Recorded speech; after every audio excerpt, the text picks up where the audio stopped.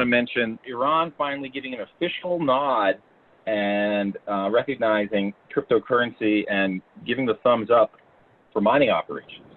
I will put in the chat for everyone an article from CCN that gives a pretty good overview of the news that came out of Tehran. Obviously, for those that follow the space, Iran does have a pretty robust cryptocurrency community, and they are certainly moving forward with establishing, a pretty legit mining infrastructure within the country as well. But I wanted to point out one particular element that was highlighted in that article by CCN, in that the legalization of mining in Iran, and Iran actually even admitted this, came very shortly after a quasi-official request from China to improve mining conditions in Iran. Now, a few months back, there were some headlines and news that the Chinese were investing in building out mining operations within Iran. And I think this is, again, more activity by rising international actors to both, one, circumvent existing U.S. trade sanctions, as well as, the continuation of what will probably be in a lot of countries' minds as an all-out assault on the dollar. So this has a lot of implications beyond just some of the movements here in cryptocurrency. My only concern is that this might spark some maybe less than optimal responses from Washington on this. But I want to open the door for everyone to maybe discuss some of these countries that are on the outskirts of the international community are the ones to lay down sort of the firmest flag here in cryptocurrency. And are we going to watch a Sino-Iranian alliance that might challenge the brevity of the U.S. trade sanctions? And I think that's something that we should definitely keep an eye on. I'd welcome anyone else's thoughts on this, because I definitely see it coming down the pipe. When China started clamping down, like last year even, and what they did with the miners was, because the miners were getting, free to cheap equipment and free to cheap power, they started taxing the miners more, right? And that was kind of their way to kind of take a little bit more control or do this and that. And it had the effect of shifting stuff over, a lot of mining operations into Russia, and then big time into Iran. That was kind of like Iran was embracing it a little bit more.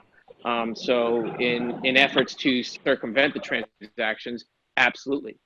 Also, I think you're going to see a tremendous amount of, political activity in this next election that, people are just going to use cryptocurrency for.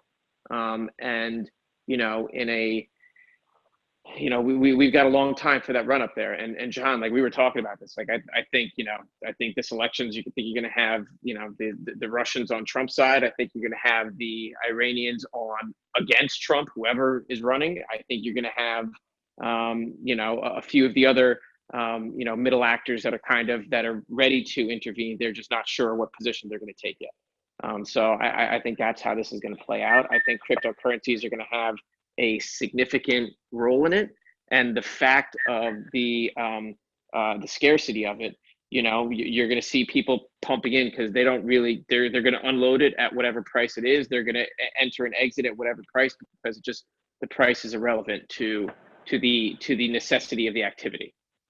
I definitely agree with that. And I think, would you agree that in some ways the run up to the 2020 election here in the United States might end up being a global referendum on crypto? Yeah, it could be.